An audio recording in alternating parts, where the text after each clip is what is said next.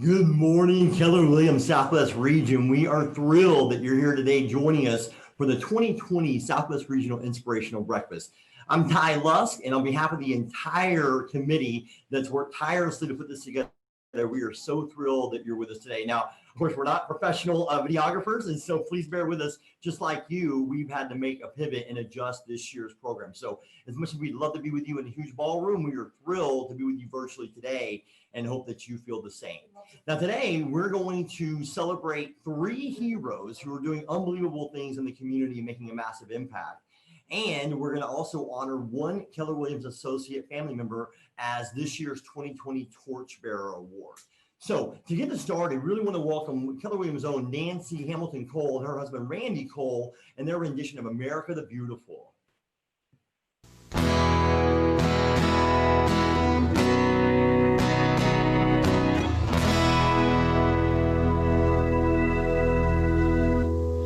Oh, beautiful for spacious skies, forever waves of grain, for purple mountains, majesty, above unrooted plains, America, America, God shed His grace on thee, and crown thy goodwill brotherhood from sea to shining sea.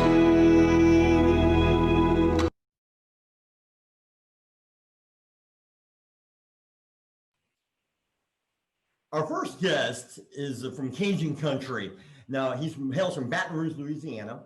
He loves his family, Keller Williams, and definitely the LSU Tigers. He's a magic man and an ukulele rock star. Of course, we know Raquel keeps him in line most of the time.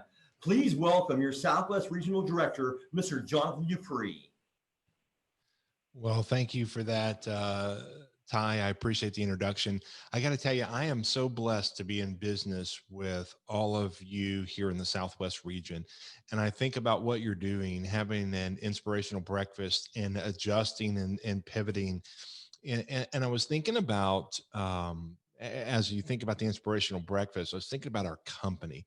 I was thinking about the word culture, and we all think culture, that's our beliefs, that's who we are as a company, how we treat each other, how we operate, how we live our life on a daily basis. And I'm reading a great book right now called Results Faster, and in it the author talks about force multipliers. And a force multiplier is simply a factor that dramatically increases the effectiveness of something you're doing. And I think that's what culture does in our company. It dramatically increases the effectiveness of who we are as a company, how we operate, how we treat people.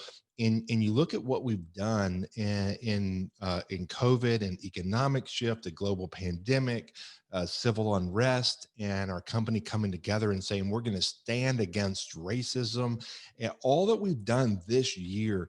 That's culture. That's who we are. It's how we treat people. And I think about Mo Anderson, and she is a living example of how we should treat each other and how we should do business together, and how we operate on a daily basis. And so, as I think about her and the conversations that I've had with her over the last year, I think about how she is constantly focused on how to treat other people. We are in a time where we need people to just increase their vibe, love on people, encourage others, believe in people even when they don't believe in themselves, and be kind to each other and support each other at the highest level possible. And that's what I think of when I think about inspiration, inspiring others. I'll close with this thought. This is my mission statement: is to master my life, my relationships, and my career to such a degree that I can't help but to empower those around me and attract those who seek the same. And me being a part of this company has poured into me far more than I poured into others. And my challenge to you is go be the person who pours into others, empowers others, and lives out our culture on a daily basis. I'm blessed to be in business with you, and I'm so thankful that I could have a moment to share with you at this inspirational breakfast. Thank you so much, Jonathan. We're honored to have you lead us here in the region. You know, we're so grateful to our sponsors who year in and year out show us so much love and support, both for this event and of course for all of our Keller Williams associates. So we're honored to have today several sponsors who have helped us along the way. Please give it up for Team Green at Fairway Mortgage, Fidelity National Title Agency, First American Title Agency, AZ Prime Property Management, Old Republic Home Protection, Innovate Mortgage, Security Title Agency, Fidelity National Home Warranty, Title Alliance of Arizona, TCT Property Management Services, Checklist Inspections, Advantage Inspection Services, Magnus Title Agency, AJF Inspections and Engineering, Home Team Inspection Services, Muscular Moving Men, People's Mortgage, and Follow-Up Results. Thank you so much for your support. Please go use these companies. They give and give and give and provide awesome service. So please make it a point to support them. You know, one of the great traditions of the Inspirational Breakfast is the prayers of faith. And this year, like all others, we celebrate diversity in our company and the culture. First off, representing the Jewish faith from Keller Williams Realty Phoenix, please welcome Arnold and Dina Vidak. Good morning. We would like to share a prayer for healing of the world, for everybody. מי שברך אבותינו ואמותינו, אברהם, יצחק ויעקב, שרה, רבקה, רחל ולאה, הוא יברך וירפא את העולם. הקדוש ברוך הוא ימלא רחמים עליו, להחלימו ולרפאו, להחזיקו ולהחיותו, וישלח לו במהרה רפואה שלמה, רפואת הנפש ורפואת הגוף בתוך שאר חולי ישראל. הסתה ברגלה ובזמן קריב ונאמר אמן. May the one who blessed our ancestors, Abraham, Isaac, and Jacob, Sarah, Rebecca, Rachel, and Leah, bless and heal our world. May the Blessed One be filled with compassion for its health and to be restored and strength to be revived. May God swiftly send us a complete renewal of body and spirit, and let us say, Amen. Thank you, Arnold and Dina. Now representing the Sikh religion from Keller Williams Realty East Valley, please welcome Zatwinder Vandawa. I'll say the Sikh prayer, Sikhism religion. एक ओंकार वाहेगुरु जी की फतेह श्री भगवती जी सहाय वाहेगुरु श्री भगवती जी सहाय प्रथम भगवती सिमर के गुरु नानक लई ध्याए फिर अंगद गुर ते अमरदास रामदासे होए सहाय अर्जन हर Gobind no सिमरो Shri हर राय श्री हर कृष्ण ध्याइए जिस डिठे सब दुख जाए तेग बहादुर सिमरिए करनामद आवे ताए सब थाई होए सहाय दसवां पातशाह श्री गुरु गोबिंद सिंह जी महाराज सब थाई होए सहाय दसां पातशाहियां दी जोत श्री गुरु ग्रंथ साहब जी दे पाठ दीदार दा ध्यान करके बोलो जी वाहेगुरु पंजां प्यारियां चाह साहबजादियां 40 मुक्तियां अठियां जपियां तपियां जिन्हां नाम जपिया वंड छकिया देख चलाई तेग वाही देख के अनडिट कीता तिन्ना प्यारियां सचारियां दी कमाई दा ध्यान करके बोलो जी वाहेगुरु जिन्ना ਸਿੰਘਾਂ ਸਿੰਘਣੀਆਂ ने ਧਰਮਿਤ ਸੀਸ ਦਿੱਤੇ ਬੰਦ ਬੰਦ ਕਟਵਾਏ ਕੋਪਰੀਆਂ ਲਹਾਈਆਂ ਚਰਖੜੀਆਂ ਤੇ ਚੜੇ ਆਰਿਆਂ ਨਾਲ ਚਰਾਏ ਗਏ ਗੁਰਦੁਆਰਿਆਂ ਦੀ ਸੇਵਾ ਲਈ ਕੁਰਬਾਨੀਆਂ ਕੀਤੀਆਂ ਧਰਮ ਨਹੀਂ ਹਾਰਿਆ ਸਿੱਖੀ ਕੇਸਾਂ ਸਵਾਸਾਂ ਨਾਲ ਨਿਭਾਈ ਤਿਨਾਂ ਦੀ ਕਮਾਈ ਦਾ ਧਿਆਨ ਕਰਕੇ ਖਾਲਸਾ ਜੀ ਬੋਲੋ ਜੀ Waheguru Waheguru as the COVID-19 affects our world we continue to pray. We invite you into our hearts, Vaheguru, hearts that have so much on them right now. Amidst our fear, disappointment, confusion, uncertainty, grief, anger, frustration, and much more, we invite you in, Vaheguru. May we be given the peace and understanding of cancellations and social distancing rules. May we act with humility to not just preserve our own safety and health, but to look beyond ourselves and think of how our actions will affect others. May we be alert to the ways we may help those around us and give us the grace to step forward without hesitation, to be the men and women for and with others for your greater glory. Come to our aid, Vaheguru. Open our ears to hear your voice in these troubled times. May we listen and be prudent, and may we draw ever closer to you. We are gathered here today to honor those noble souls who are serving the needy, helpless, and the hungry. Vaheguru Ji ka Khalsa, Vaheguru Ji ki Fateh. Bole so nihal, Sat Sri Akal.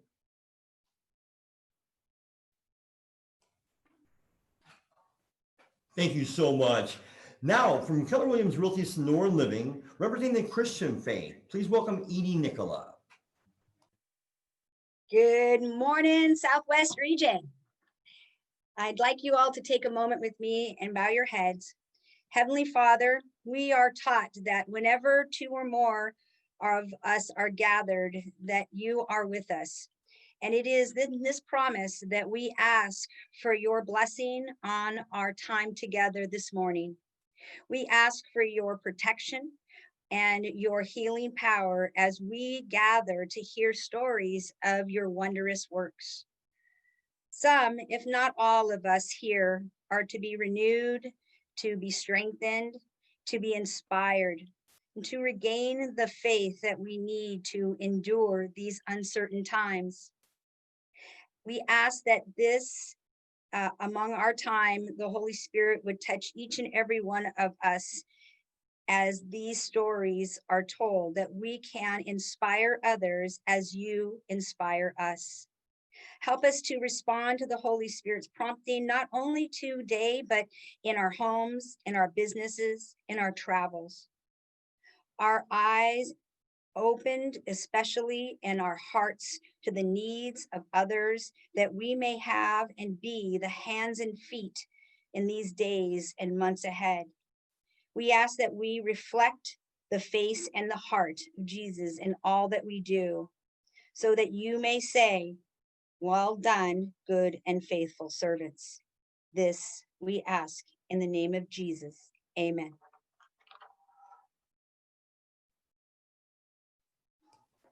Thank you so much to all of our prayer givers.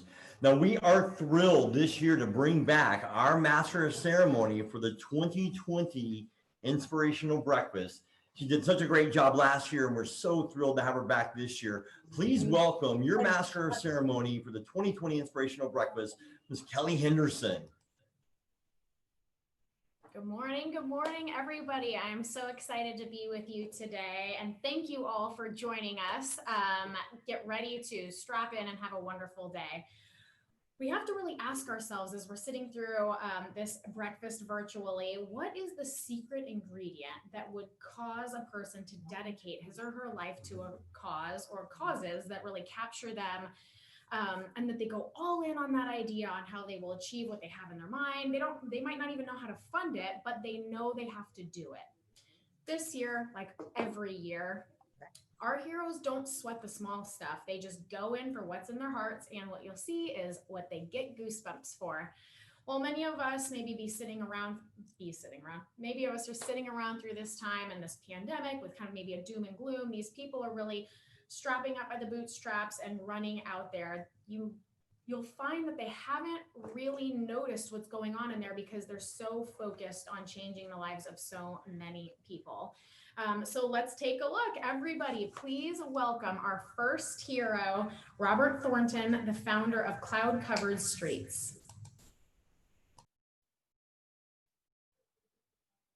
Robert, and I'm the executive director of Cloud Covered Streets. We're a 501c3 nonprofit here in Phoenix, and we just finished building our first mobile laundry and shower trailer. So this back gate right here folds down, and it leads to a wheelchair accessible shower in the back.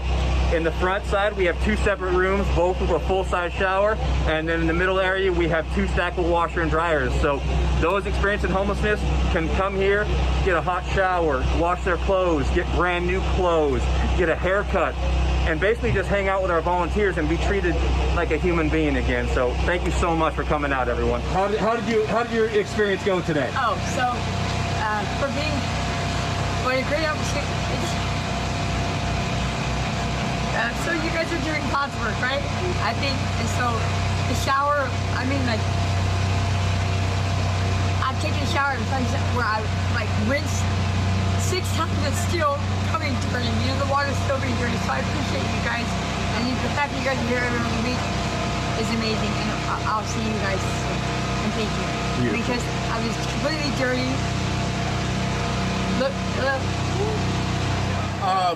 Hey, thank you all very much for coming out here helping us. This is a tremendous big help for us, you know, and a lot more people need to come out here and just help us, you know. It's hard out here, you know. Beautiful. I feel like a new person. Not even the same person I was 10 minutes ago. I feel completely clean and pressure-free. It took like more than a physical stink off me. It took an emotional one off too.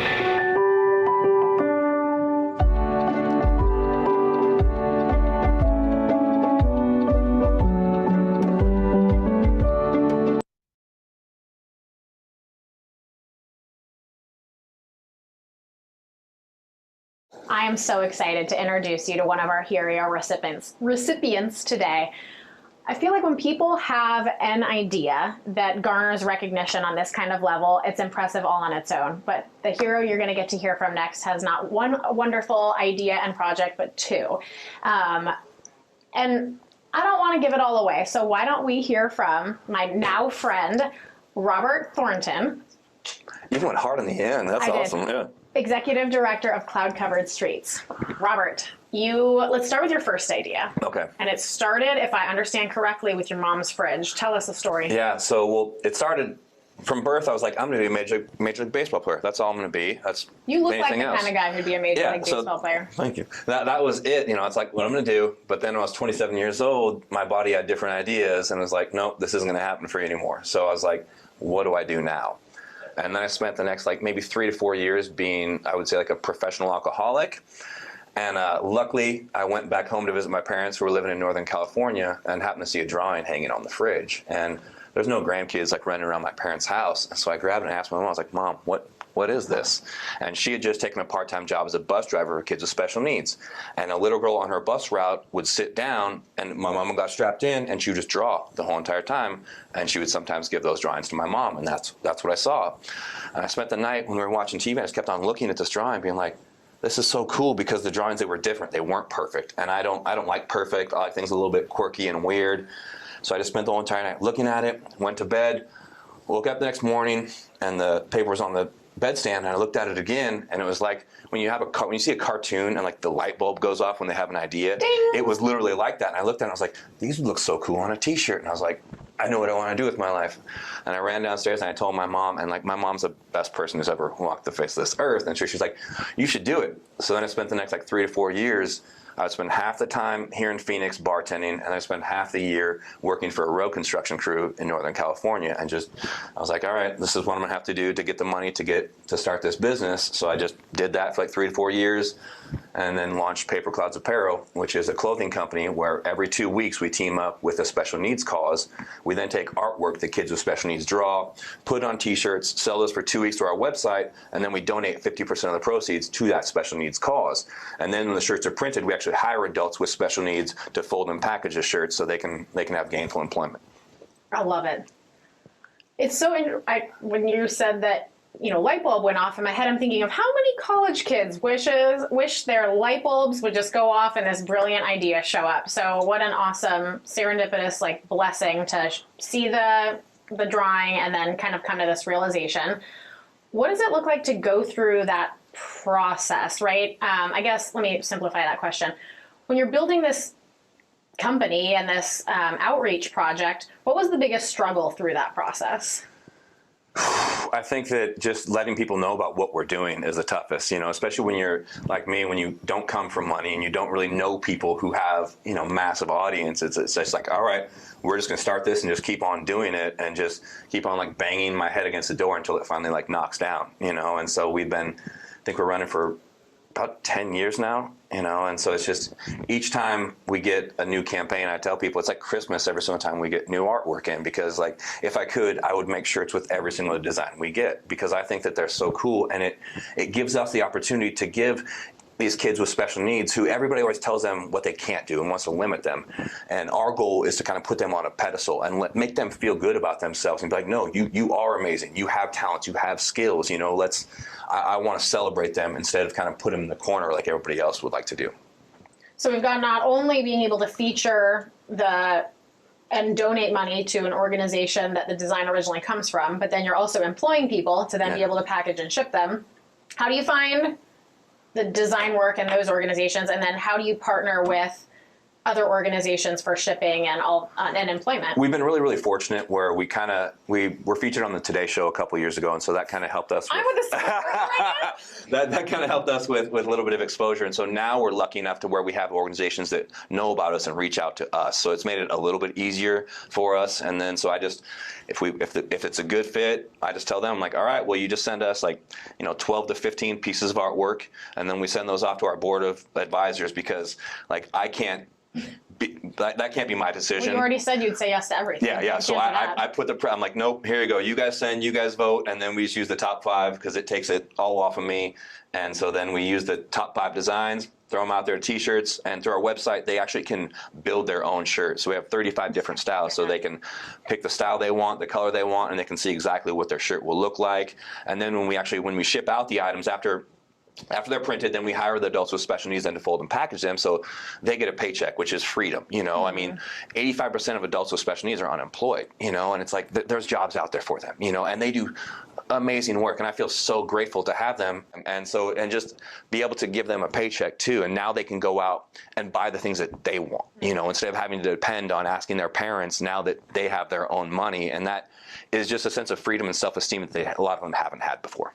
Let's go all the way back to, you and I were talking before we were talking to everybody else, about how important and impactful it is to use someone's name.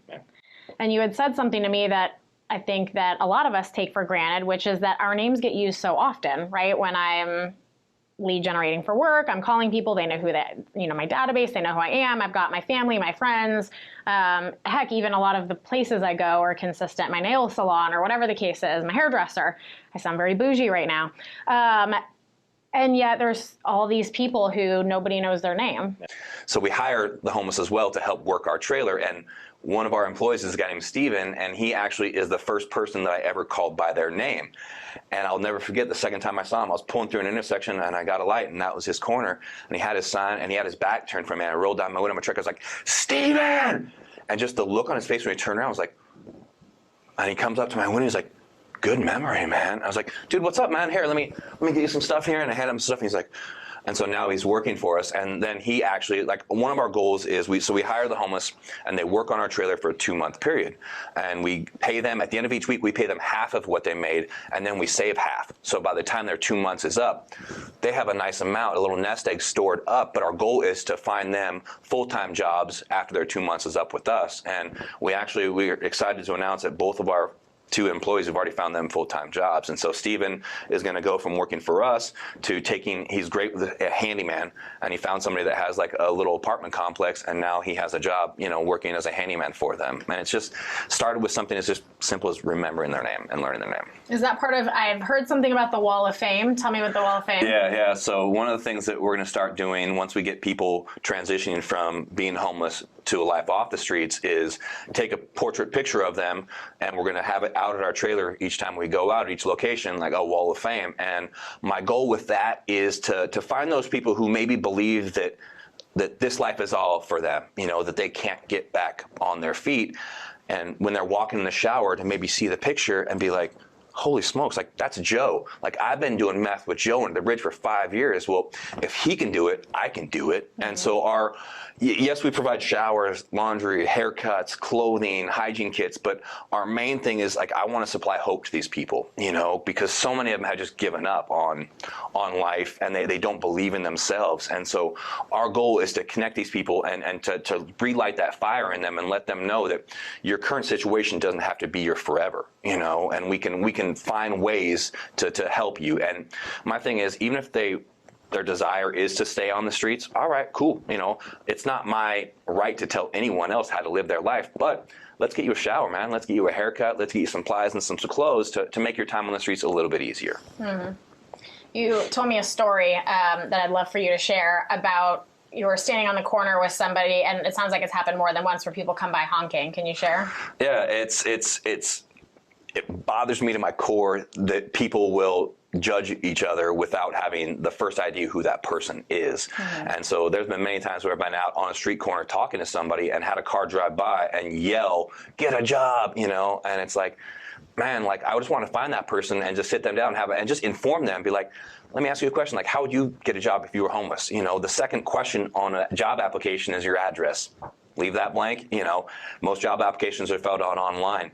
You know, you don't have access to that. You know, it'll ask for an email, a phone number to reach them at. And so it's the system is almost set up against helping these people out, you know. And so one of the things that we're going to do once we're kind of through this COVID thing, one of the things we're going to have is in that middle section where we have our laundry room, we're going to have a desk and a wireless laptop so we can help them filling out job applications. We can help them set up an email account if they need one and just do anything we can to help them be as successful as possible. I love it. And that's one of the things, like, as we've been talking, that I've been taking away is so easy, right? When we have our inspirational breakfast, it's so that we as agents and as a community can say, how can we give back? And for me, that's such a simple thing, right? We talked about using people's names, but another thing I hear is it's all mindset, right? And you've talked a lot about judgment, and I think when we're having good days or bad days, everyone has judgment, and what we can do is first start by correcting ourselves and then seeing how can we engage. And so if we have people who are wanting to engage in some capacity, how can they help you?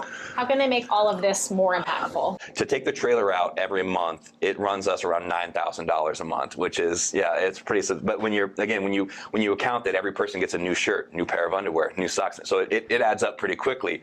And so the biggest thing that is, you know, since we are a 501c3 nonprofit, is we need donations. You know, we need funding. We've managed to do everything that we've done on just a bootstrap budget. We've never received any major grant. You know, the largest donation we've ever received is $1,000. You know, but we've managed to build this trailer and to stay out on the streets on as limited, you know, as a financial donations as possible. But now we obviously know that we need more. And so if anybody wants, and again, since we're a 501c3 nonprofit, your donation is a tax credit. So you can either, at the end of the year, you can either, you know, give your money to the government and they can disperse it however they see fit, or you can, you know, have control over where your money goes and who you help, and they can visually visit our site and see the people we help and know that their money is going to a good cause and going to people that just desperately need somebody just to believe in them. Mm-hmm.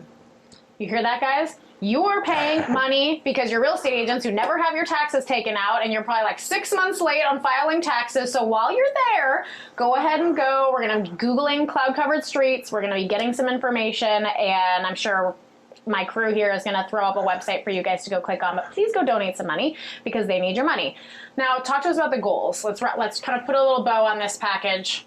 Where are you a year from now, 5 years from now, 10 years from now? I always tell people that my goal is I want 20 trailers by 2025. And I know that sounds... How many do we have right now? We just have the one. But we've only been going out for a month. But, and nobody knows this, I haven't told anybody yet, but we literally had a meeting just on Tuesday with a group that flew out here from Fort Worth, Texas, on Sunday night just to volunteer with us on Monday and Wednesday, went to dinner with them on Tuesday, and now we're going to be getting our second trailer in Fort Worth, Texas. So it's been super cool. So I'm still kind of on like cloud nine over that. But our goal is every single major city has a homeless epidemic, and it's getting worse now with the 30 million plus that are you know, unemployed due to COVID, and so those numbers are going to continue to skyrocket. And so there's going to be more people, especially first timers, on the street, and they especially will need a place where they can shower, where they can get a haircut, where they can just get everything that they need so they can go out there and apply for a job and work their way off the street. Like, our goal is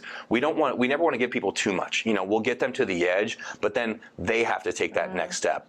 And that's one of the things that we learned early on, you know, is that, you know, you can get them there, but then they have to commit to it, because if not, you know, life is really hard. And they could, you know, if we do everything for them and they get back, it's really easy for them when it gets hard, just be like, all right, this is hard, you know, I'm going to walk away. But if you make them have to put in that work and effort on that next step, they appreciate it more, and they're going to continue fighting to be off the streets and live a better life. No, you can't want it for anybody. No.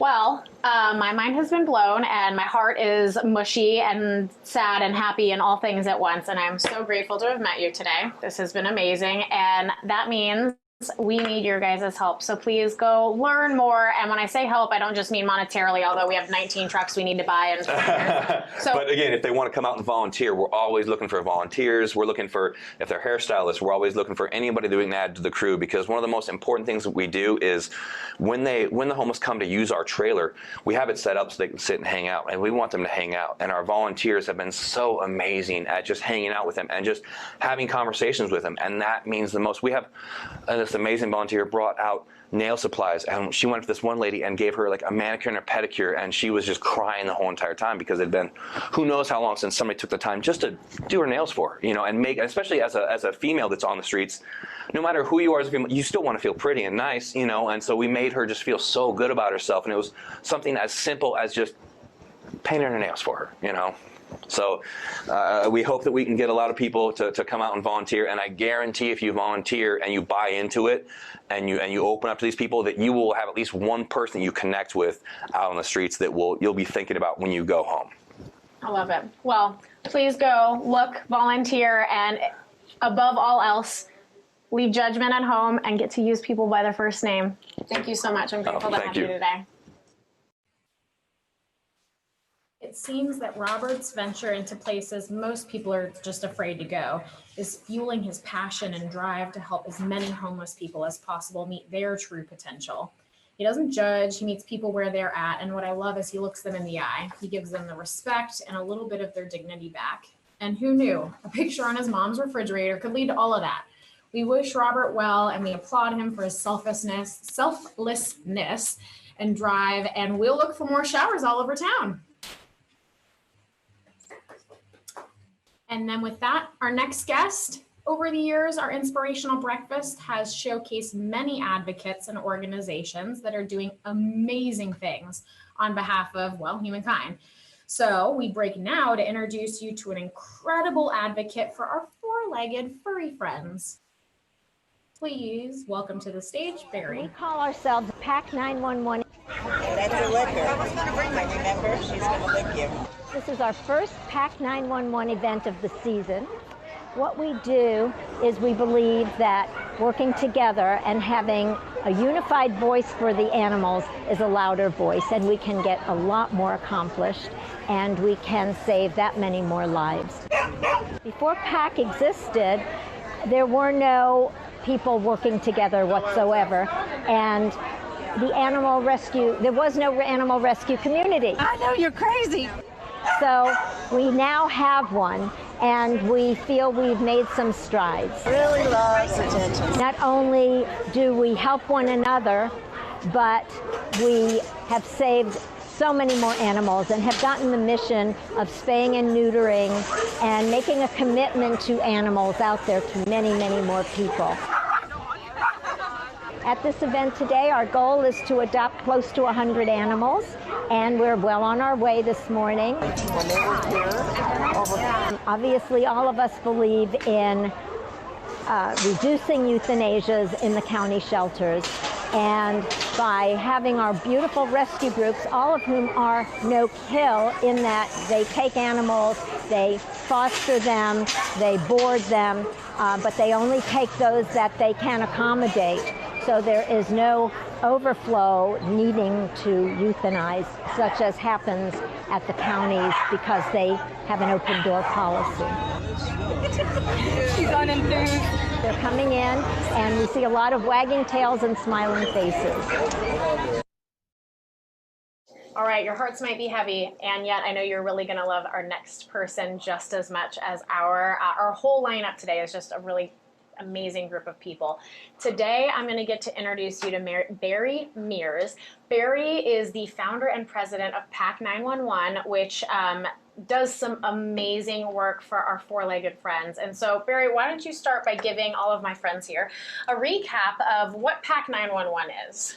I will. I'd love to do that. Thank you. First, I do want to thank you. I understand that this is the very first time any animal organization has been recognized by Keller Williams. So thank you for that. And I'm happy to be the one to open the door to that, because there are so many wonderful organizations that need help, need recognition.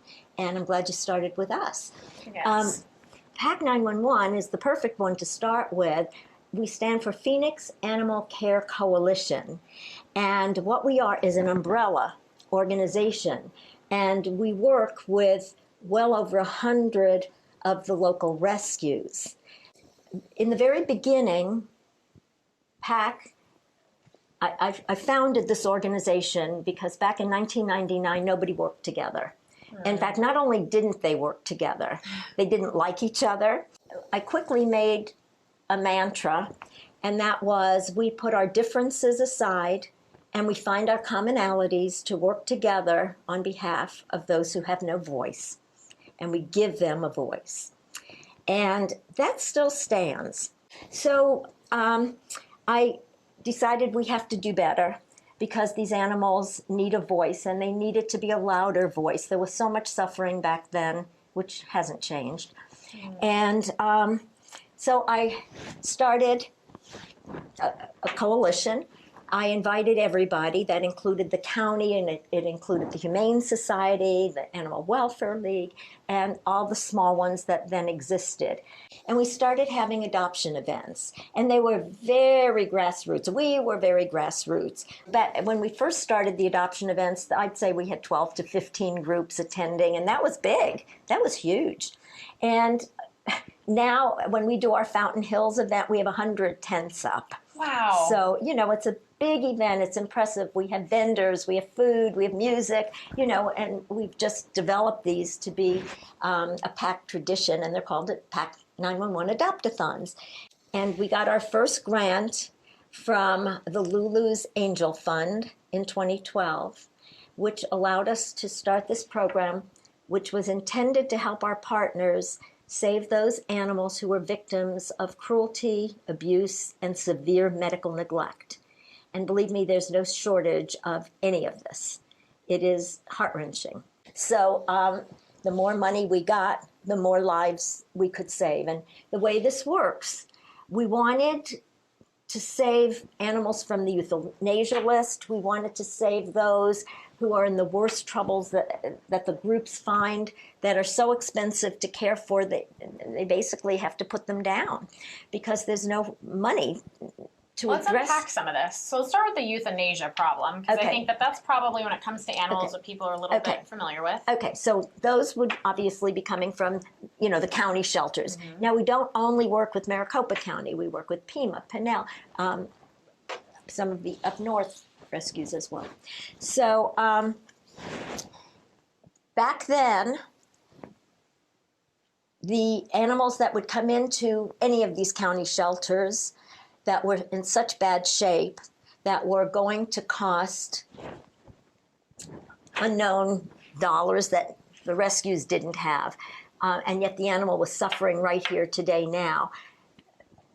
The only thing the counties could do would be to put these animals down. They'd go immediately on the euthanasia list because prolonging their suffering was not an option, and they knew if they gave, you know, rescues the chance to pull these animals, those could not be the ones that they would choose to pull.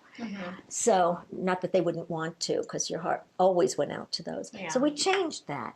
And it's interesting because a recent conversation that I had had with the past director of Maricopa County Animal Care and Control said to me, Barry, your program changed the culture here. And I said, how so?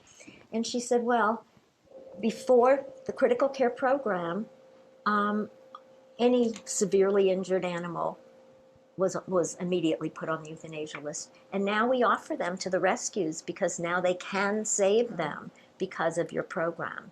And that is what's happening. So many of these saves come from county shelters, right from the euthanasia list. And our rule as to how to utilize our fund is that the animal has to be identified at intake. So in other words, if a rescue has taken an animal a month ago who then gets sick, that's not eligible for this program. Okay. We want to save a life right now. This guy was going to be on the euthanasia list. Get him off. Let's get him into rescue, and here's the money to help you. So that's how our program does work, and as I said, from multiple shelters. So we get the lists every day from the shelters saying, here's our medical animals, and we'll identify, we'll offer money on these. In the meantime, the rescues get that same list, and they might come to us and say, we want to save this one. Okay, we will. We try not to say no, because we do want to save them all, and obviously we can't, but we save a lot of them. Years ago, when I first got involved, we were killing 60,000 animals in Maricopa County a year. What? That's right. And then over the years, education, spay, neuter, more awareness, PAC 911, got it down to 30. We're down now under 10. We were actually at 5,000 before COVID. The spay neuter program that was implemented quite a few years ago called Fix, Adopt, Save has made a huge impact. Wow. Yes. And everybody is being taught how important this is. Don't have that litter. You don't need to we have enough animals. Mm-hmm. When you talk about saving, paint a picture for us. Like I always think of maybe like an animal hoarding issue or something like that where maybe pets go to be rescued, but what other kinds of things are you seeing that you're I gave you a little booklet. You did, but tell everybody here, they can't see the booklet. I'm referring to that because there are 3 stories in that booklet. One of them was a little pit bull named Brooklyn, who was so sweet. Brooklyn was adopted out 3 times from the county and brought back 3 times. And finally, one of our partners, Second Chance Rescue, who takes hard cases, found out why. She had a disease called MMM, and I cannot remember what that stands for, but I can tell you what it is. She couldn't open her mouth, so she couldn't eat. And obviously, the adopters who tried to rescue her didn't want to incur that kind of expense for it's an autoimmune disease. So Second Chance, with our help, got her the surgery she needed. And in fact, she was just featured in that story, and we had her at our fundraiser last night. Yeah, and here's this big pit bull with tutu on. So Brooklyn sounds dainty. Yeah, she's a very sweet girl. So that's a disease. Mm-hmm. That's an easy thing to talk about. Some of the things we see are not easy to talk about. In our event last night, we featured a little poodle named Moxie, whose back feet had been cut off. Intentional cruelty, beyond our comprehension. And we see a lot. We see a lot of horrible things like that. Mm-hmm. There are some stories that are unspeakable, just unspeakable. Some of them are animals that have they're just so uncared for that their nails roll around and go into their feet. Some of them are so emaciated. Some of them are so covered in mange that the scales cover their skin. We had one like that yesterday too, a little chihuahua named Blondie. So yeah, we see the gambit. Some of it is not so bad, but a lot of it's out there. It's out there. And people need to know it's out there. One of the things we talk about so often at Keller Williams is mindset. And you're in a unique position that you have to deal with a lot of negativity, right? When you say there's stories that we can't even talk about, then how do you overcome when you have a bad day? And by bad day, I mean you're seeing a living thing not doing so well. How do you get past that kind of thing? I think time helps you and determination, because there's a saying, and I've done speaking, and this is a saying that I put out there. It was Albert Schweitzer. And oh, I hope I can remember it now. It's one I use all the time. Think occasionally of the suffering of which you spare yourself the sight.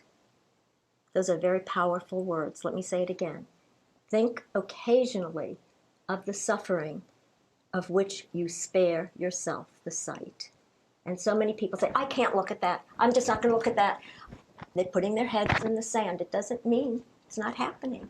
And every now and then we have to go into our souls and be real and know what's going on. Ignoring it, not being aware, doesn't solve the problem. There are bad days, but we have to look at things from the perspective we cannot save them all, but look at those we have saved.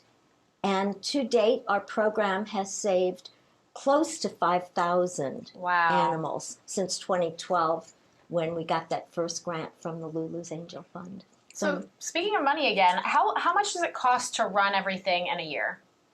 All of the different programs you offer, all the support you provide, what does a budget look like that? Well, most of our money at PAC 911 goes into the medical. And we get a lot of grants, because one of the things I tell our grants, we are going to put 100% of this grant into the medical program. Lovely. And most of our people are volunteer. Most of the PAC board are volunteer. We work out of our homes. And the only physical building we have is our store, Rescued Treasures, at 40th Street and Thunderbird. This is a commercial break. And it is it's a charity boutique. It is absolutely beautiful. And our supporters donate beautiful things to it. We are so blessed. And this is a way people can come in and help. We need shoppers, we need donors, and we need volunteers to help at the store. So people can come in, enjoy the shopping experience, and come out with bags full for, I always say it's a beer budget and champagne taste. Go for it, because that's what we have. And it helps the animals. So well, you beat me to to kind of start putting a bow on some things here.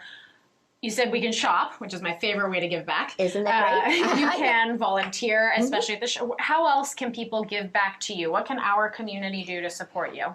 Well, obviously helping with the store with those things, rescuing their next dog, fostering for one of our rescue partners. Fostering is the lifeline for the rescues. So often, it's so frustrating. They want to save a dog. We want to give them the money, but their fosters are full.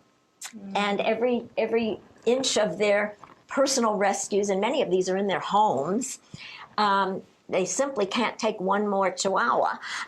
So fosters are so needed. So anyone who loves animals, wants to help, consider fostering. It's a great way to help. And how would they get a hold of you? Info at PACC, P-A-C-C, 911.org. So it's PACC911.org. Okay, so we can give with our money, we can give with our shopping, we can give with our volunteering, we can give with our, through fostering. What's one last thing we should take away from this conversation today? If you were going to leave us with a nugget, what would that be? Well, be kind to the animals you do have. Never give them away. They are part of the family. Think of them as part of the family. And when hard times come along, they should be part of your plan, not the first disposable thing. If you see a stray dog, pick it up. Chances are it's not on its way home. Barry, thank you so much. And I'm sure you guys took away just as much from this as I did. My heart is heavy. If you see these images, and I know, of course, we're going to roll our footage here from PAC 911, but it's amazing what happens out there. And I loved the quote that you left us with, right? Sometimes we just need to open our eyes up to see what's really going on, even if it's just for a minute, to bring us back to reality. So thank you so much, Barry. We're grateful to have you. Thank you so much. So for the love of a dog or a cat, thousands of advocates from member groups are out there every day saving the homeless and abused animals in and around the valley, working together to make just an amazing impact.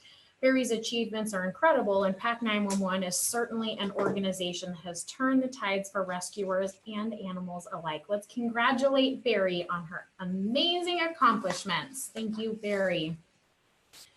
So to kind of turn the page and recognize our third recipient today, I'd love to introduce Dr. Combs. A while ago, Robert Thornton bared his soul as to how he was helping homeless people get off the streets and live a life they were created for.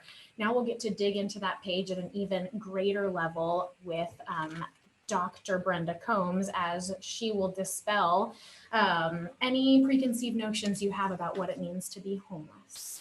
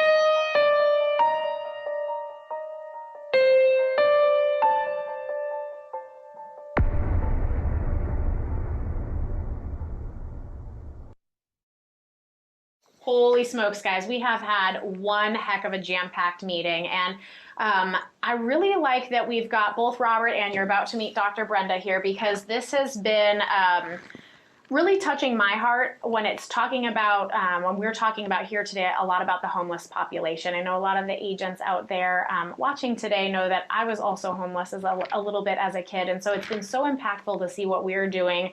And by we, I mean, I'm getting to interview and talk to a lot of people who are doing amazing things for our population today. And we're going to get to dig in now with Dr. Brenda. So Dr. Brenda Combs is our ambassador of inspiration. And I don't know how you get to like have a wonderful title like this, but if anybody has been thinking about a wonderful title for me, you can shoot it on over. She's our ambassador of inspiration for Finding Our Shoes Foundation.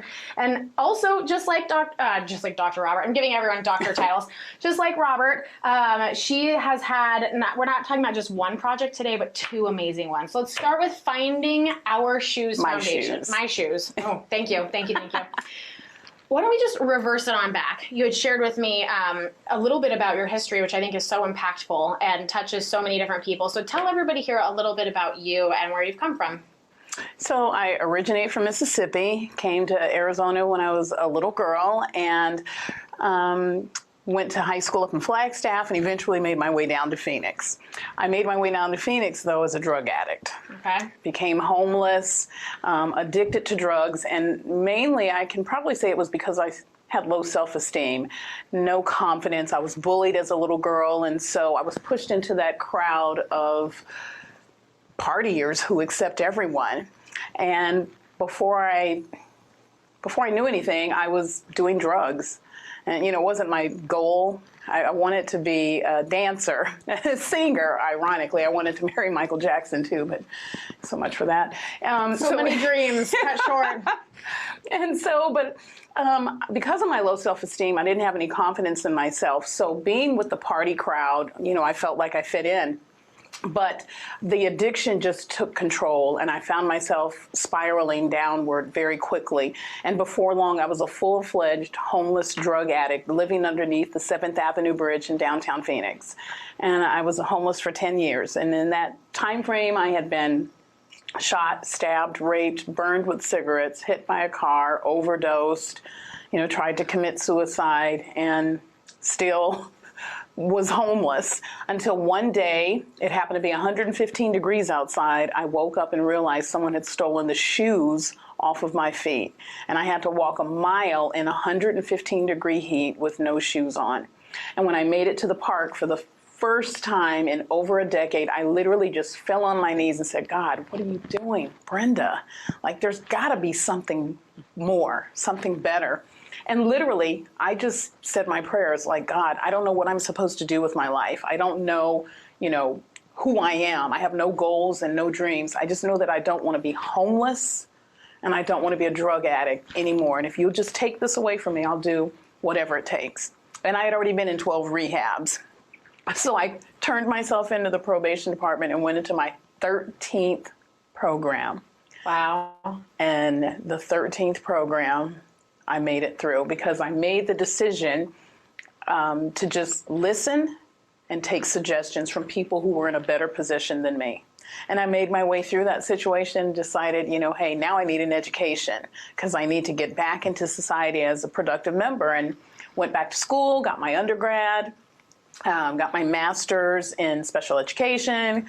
I also got married at that time, and I had a little boy who suffered a massive stroke at birth and had some disabilities. And shortly after he was born, I went through a divorce, and I'm going through these programs at school, and it was a lot of work, but I made it through my doctorate with, my doctorate is in organizational leadership with an emphasis in education, and that changed my life, getting the education. And from there, I decided to start Finding My Shoes Foundation so that I could give back to the community, because I know what it feels like to be homeless and to be hopeless. And so Finding My Shoes Foundation, we provide shoes, clothes, water, hygiene items, winter wear for the homeless, and anyone in the community that is in need. And we've been doing that since 1999, going down to the 7th Avenue Bridge or in that area and just passing out items to those who are in need. What an amazing cause. What an incredible, if we just slow down for a second and listen to what Dr. Brenda told us, it's like 15 years of going from A to Z. I mean, the whole gamut. And that's just amazing. If that's where we stopped, that would be just crazy enough all on its own. And what a beautiful story, a life. What a beautiful life. So you're giving all of these amazing necessities to people, but how? There's so many logistics behind that, from acquiring the stuff that you're getting to passing it out to knowing where and who and volunteers and all that. Tell us a little bit more about the actual foundation. So initially, I would just go every 2 weeks when I would get paid, and I would just buy what I could afford.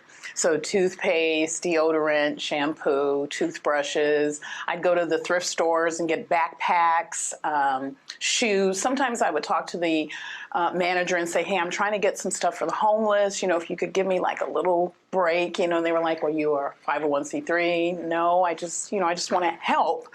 And as social media as I started to become aware of social media, I actually started to use it, saying, hey, I'm going to be down, underneath the bridge this weekend if anyone wants to help me pass out water or food. And eventually people just started reaching out, and I just started getting donations, and people from my church wanted to help, and led us to where we are today. Literally, I just put a flyer on social media, and people donate water, Gatorade, shoes, clothes, hygiene items, money. People come and help me pack the kits that we make, and we put everything in backpacks, and we go out. Sometimes we'll make burritos or sandwiches, and then we wrap them, take them down the next day, pass them out with Gatorade, resources, hats, shoes, flip-flops, blankets, just whatever we have.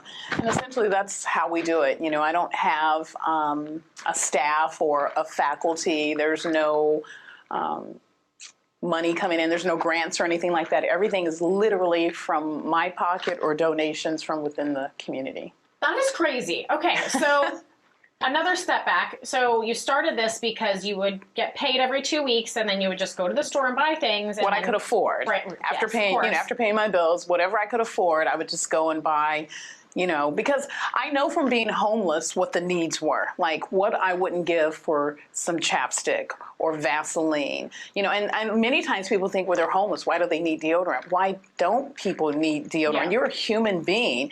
Their needs are the same as anyone who is housed. So anyone who is homeless still has the same needs. And I just know what that felt like, not to take a shower, not to have soap, not to have a toothbrush, not to be able to comb your hair. I know how horrific that feels.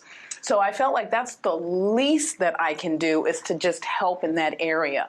You know, because I don't have an apartment building where I could take people off of the streets and place them and then try and get them services. If I did, I would. I mean, that's my long-term goal, is to be able to do that. But right now, this still helps. It helps people get through, you know. So, you know, giving someone water, a sandwich, it's, you know, again, I get a lot of flack sometimes where people saying, you know, that you're not making the situation better by feeding people. But I just know what it's like to be hungry and to feel dirty and to feel not a part of society.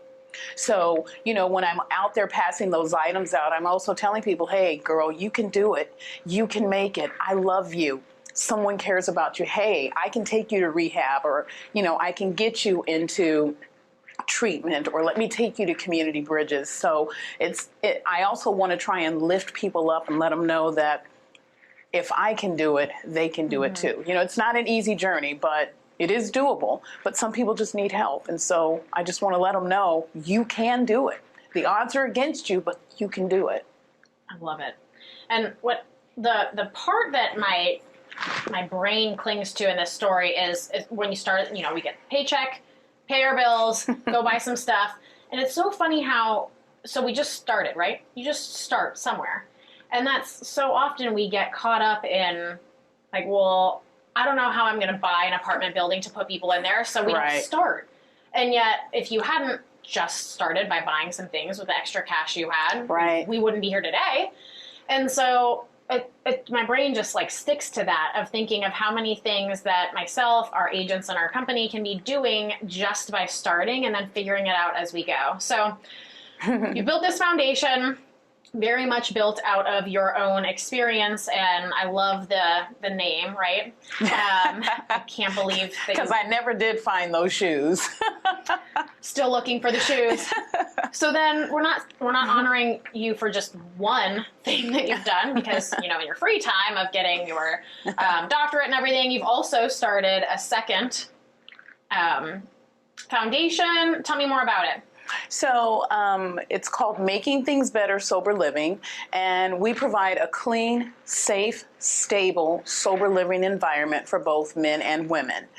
And based upon both me and my husband, who I met when I was homeless, and he was homeless for 20 years. We didn't get married until years later, after I got clean and then he got clean. And so, but we decided to start this sober living because we both know what it feels like. It is really difficult when you're coming out of either an institution or rehab or jail or prison and need a clean place to start over, a clean place with no judgment, a clean place where people can understand you, know what you've been through, and can guide you along the way. For my friends watching at home, how can we help? How can we engage? How can we give back? Tell me more. Well, if you want to engage with finding my shoes or Making Things Better, Sober Living, certainly just reach out to me. We do events at least twice a month where the ladies and I go down and we're passing out water and hygiene items, food. And in terms of Making Things Better, Sober Living, we also have a virtual 12-step meeting on Tuesday mornings that we are, and it's not a traditional AA meeting, it's called 12 Steps with a Twist. if people want to participate that way. And then also with making things better sober living, we are always looking for mentors because these women need leadership and they need guidance. And so we always need someone who is a mentor. There's women that want to go to school, they want to be nurses or accountants. And so we want to have people come in the community that can speak and, you know, do a little presentation and mentor them, help them, you know, on their journey to being successful. And help isn't always in the form of money. Sometimes it's just your time. But Brenda, I have people with money here. So if they wanted to give you money, where would they go to give you this money?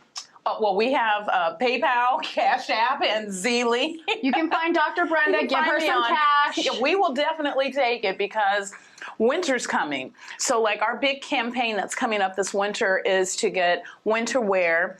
Even though, you know, this time of year in Phoenix, oh, we can't wait. But for the homeless, it's cold outside and it's cold overnight. So they're going to need blankets and jackets and sweatsuits and hoodies and gloves and mittens and scarves. And I also like to take hot chocolate and warm food, warm sandwiches, warm burritos. So we definitely need money for that because blankets aren't free. Is there a website we could go to give our money away? www.brendacombs.com. Boom. COMBS, people, BrendaCombs.com. If we were going to leave one parting thought or our words for our group of people here, what would you say? My motto is to always make the right choice and do the right thing even when no one is watching. Even though everyone is watching, but I firmly believe that as a community, we should come together and help each other because really we are all at one. So if we collectively come together and make the right choice and do the right thing, even when no one is watching, we'll be able to not only end homelessness, but all other issues that we have in life and in society, because it all comes down to loving each other. And love is the answer. And if we love each other, we'll be able to settle and solve all problems, all issues, all financial disputes, all political things, all religious things. Love is the answer. And so I feel that that's what we have to do. Make the right choice and do the right thing even when no one is watching. How amazing is that? Dr. Brenda, thank you so much for sharing with us. Thank you so much for all of the lives you've changed. Also, it sounds like this is the girl to know if you're under the 7th Street Bridge because everybody is doing amazing things around here. Thank you for sharing with us and thank you for being here. And to you guys, go share some love. Thank you. Dr. Combs' story is a living testimony to the power of the human spirit. There is no chance, no destiny, no fate that can circumvent, hinder, or control the firm resolve of a determined soul. We wish Dr. Combs all the best with all her future endeavors in raising donations for her charities, open your pocketbooks, people, and success in helping other homeless people off the streets and into their rightful place in society. It has been an awesome time getting to host and be your master of ceremonies. Of course, not only was I trusted with last year, but I've been trusted during this very big pivot. A huge shout out and thank you to our entire cultural committee. You guys have done such an amazing job, and getting to see everyone in there. You guys can't see it, but I got a whole crew here with me today and they are amazing. And all of their work has been very much appreciated. So thank you guys for tuning in. Thank you for allowing me to host as your master of ceremonies. And now I'm going to pass it over to my good friend, the infamous, the one, the only, Ty Lusk. Thank you so much, Kelly. What a great job. We truly appreciate your help and your influence, and your spirit, of course, resonates Keller Williams all the way. You know, one of the other great honors we get to have each year at the Inspirational Breakfast is understanding the essence of our hero stories. And one way we do that is with our dear friend, Steph Levine, who creates graphic recordings that tell the story of each of our heroes. Now, normally, of course, you could be watching her in the act as she's doing these live at the event. Now, this year, of course, she had a little bit of a head start and was able to put these together for us in a way that would truly honor those heroes from the 2020 Inspirational Breakfast. So we're so grateful to Steph. She has been a blessing to so many of our lives and has provided us with just great culture and artistic creations and remembrances of these events over the years. Our next special guest presenter is the Queen of Culture. Now, she's a cultural icon locally, regionally, and nationally. And if you've ever met her, you love her. If you haven't, hopefully you'll get to. Please welcome this year's Southwest Regional Culture Committee, the Queen herself, the president of the committee, Ms. Danette Ernest. Today is a day to honor the other people who are queens in our company. Those are the torchbearers. And what I would like to do first is to talk about the people who have been nominated this year. So one of the people is from Market Center 208, Mindy Neverez, and that's Keller Williams Integrity First Realty. We also have from Market Center 161, Brad Cox. Brad Cox is with Keller Williams East Valley. We also have Market Center 303, Carrie Goulet. She is with Keller Williams Tempe Scottsdale. And then we have Market Center 337, Mary Avalos, which is from Keller Williams Reno North. And we also have from Market Center 566, Stacy Candig, and she's from Keller Williams Legacy 1, Chandler and Sun Lakes. Every year, we end our program with what we call the Torchbearer Award. All the nominees that we have talked about exhibit a person who has giving, sharing, nurturing, kindness, and leadership built into their DNA. It's just something that they automatically seem to do. So if you would, please check out our Southwest Region Facebook page and read about the stories and hear about everything that they do and maybe get some ideas of what you could do in your market center. This year, the award is given to a person who best exemplifies all that is good about Keller Williams culture. This is a person who carries the torch so others have a better life. And this person was a part of the Market Center 566, Keller Williams Legacy 1, Chandler Sun Lakes. This year's torchbearer had a refined understanding and appreciation of culture. Her everyday life was an act of sharing and giving to enhance the lives of others. She selflessly gave unconditionally to her family, friends, colleagues, and clients to ensure all those around her were taken care of and successful at whatever their endeavor was that they wanted to achieve. It is with joy that we announce Stacy Quandig as this year's torchbearer. And it is also with deep sorrow and regret that she's not here with us to accept this award. On April 24th, 2020, Stacy, her husband, and their 8-year-old son were killed in a plane crash on a way to visit family in Nevada. Stacy's love and spirit are deeply missed by all that knew her, and we know that she is still carrying the torch and watching over everyone from a higher place. Stacy Quanvig will not be forgotten. And I accept this award for her so that you can see this is a special award that will be given to her and to her market center. Thank you. Thank you for listening today. Thank you for attending. And I think that we're going to pass it back now to Ty to thank our sponsors again.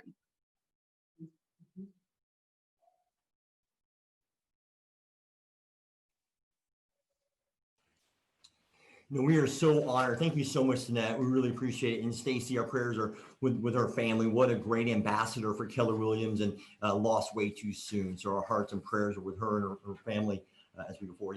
The Southwest region has been home to many culture icons over the years. And here's just a few of those who we have been able to honor on a national level as our regional representatives. This year, of course, it's Steph Levine, who we mentioned earlier, and Ruth Petrella. So thank you so much. You can see the previous several years of culture ambassadors as well for Keller Williams Realty. So we are thrilled to have them in our region.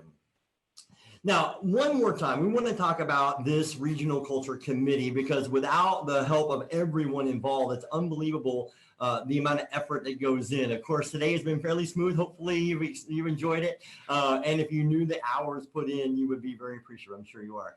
We are very thankful for all of our committee members. And, you know, one quick off script, if it's okay, the one and only producer who is making all this happen, it's her birthday today. And we thought we would just do a quick happy birthday to Jen. Happy birthday to you. Happy birthday to you. Happy birthday, dear Jen. Happy birthday to you. Yay! She is amazing. It's unbelievable. You know, Forrest Gump might have been right. You really never know what you're going to get. And as our friend Tony Robbins says, the secret to living is giving. You know, each Robert, Barry, and Dr. Brenda have shown that selflessness is really what they're about.